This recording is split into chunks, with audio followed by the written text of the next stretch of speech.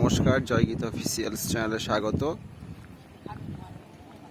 আমি আজকে 9/6/2026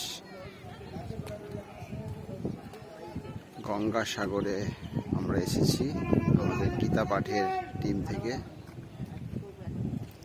এখন পরিবেশ পুরো শান্ত।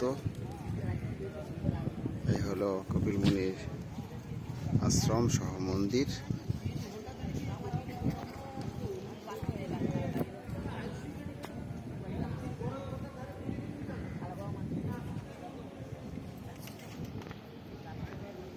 আমাদের চ্যানেলে যদি নতুন হয়ে থাকেন অবশ্যই আমাদের চ্যানেলকে সাবস্ক্রাইব করবেন, লাইক করবেন এবং শেয়ার করবেন কাছের মানুষের মধ্যে।